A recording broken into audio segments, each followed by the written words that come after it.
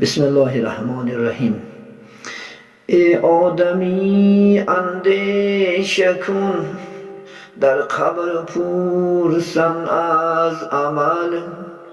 کاری نیکو پیشه کن، در قبر پرسن از عمل. ای آدمی اندیشه کن، در قبر پرسن از عمل. کاری نیکو پیشه کن، در قبر پرسن از عمل.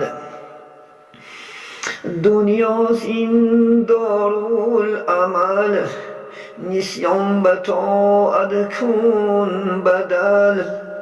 در وی مکن یک عجل، در قبر پرسن از عمل. دنیاست این دارالعمل، نسیان به طاعت کن بدل.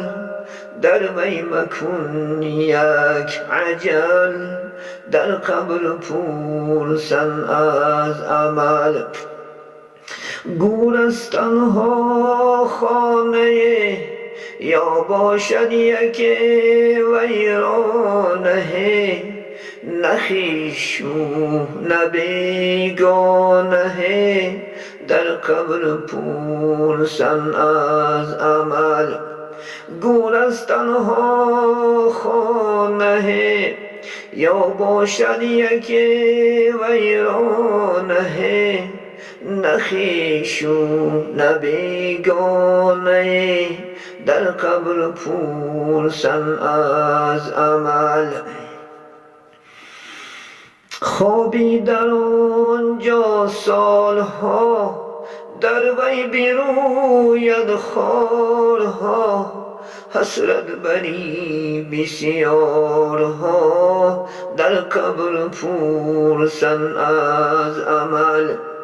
خوابی در آنجا سالها، در وی بروید خارها. حسرت بری بسیارها، در قبر پرسن از عمل. هستند تو را فرزند و زن، در کاری خیرت راه زن. از مکر ایشان دم مزن، در قبر پرسن از عمل. هستند تو را فرزند و زن، در کاری خیرت راه زن. از مکر ایشان دم مزن، در قبر پرسن از عمل. گر آکنی اندیشه کن، خیر و سخاوت پیشه کن. گر آکنی اندیشه کن، خیر و سخاوت پیشه کن.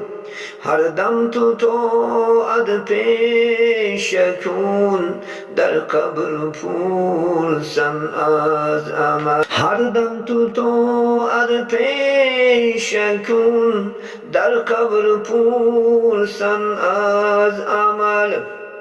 داری هر روز گفتگو، افتاده‌ای در جستجو. در شب مخوف الله گو، در قبر پرسن از عمل.